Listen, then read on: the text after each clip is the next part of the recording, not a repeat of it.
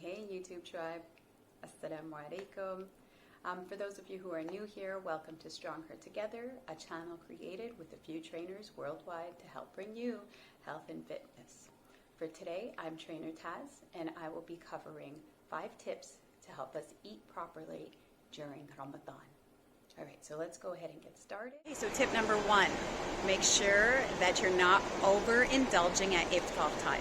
And I know how hard this might be because, especially when you're not eating the whole entire day, iftar comes around and you just want to eat everything in sight. Rather than doing that, what we do want you to do is we want you to eat your date, and then we want you to drink a glass of water, and not too much water, just a glass of water will suffice, along with some fruit, some vegetables, protein, and complex carbs. So protein would be things like chicken, tuna, meat, legume, and complex carbs would also be legume, sweet potato, pumpkin, squash, whole wheat rice, whole wheat pasta. And what this is going to do is, instead of bringing your blood sugar levels high and then crashing it right back down so you have no energy levels, what this will help you do is it'll help fill you and release energy at a steady state rather than bring it up and then crash you down, and then Tarawih time comes around and you don't want to pray. Tip number 2, do not overindulge in fried foods. Now, as much as I miss my mom's samosas, I understand that eating fried foods is actually really harmful for our systems. It actually causes something called inflammation.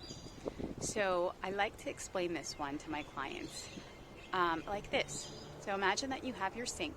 If you were to take oil and pour it down the sink, what would happen to the drain?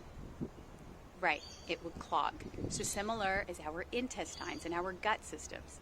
If we're taking oil, and especially when we're fasting all day long, and then iftar time comes around and we're taking things that are oily, imagine what will happen to that drain system, those intestines, that gut system, if we're feeding it oil.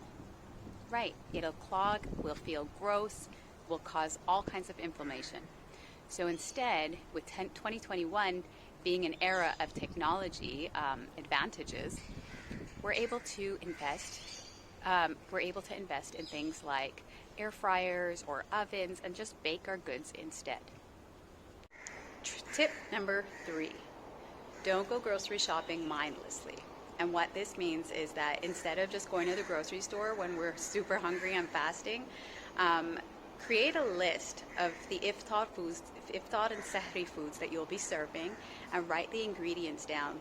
This way you can actually get into the grocery store with a plan and get out as fast as possible. Tip number 4, plan your snack attacks. And what we mean by this is that after Tarawih, especially, I find maybe after iftar, you just want to keep eating because we only have a small period of time to indulge. So have snacks that are planned, easily accessible, and full of happiness. So things like olives, pickles, apples, oranges, nuts, those are all easily accessible things and full of goodness. Tip number 5, eating mindfully and not mindlessly. So this, I find, is probably my most favorite tip, and the reason for this is because it's actually doing exactly kind of what we do and has the ability to help with our worship, but also create a sense of gratitude and connect with the gift of food. So rather than just indulge in your eating at iftar time, what we want you to do is just take a few minutes, sit, do your dua, your prayer, and then take a minute to smell your food.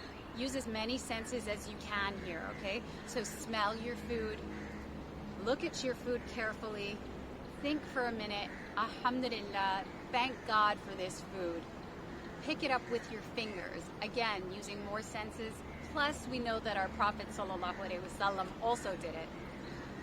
Take one bite, swish it around, savor that flavor, and take a moment to be grateful for that food that many people don't get. All right, so that's our 5 tips to help with our Ramadan and eating. We hope that you benefited. Please like, subscribe, share. All right, and happy Ramadan. Ramadan Mubarak, Ramadan Kareem.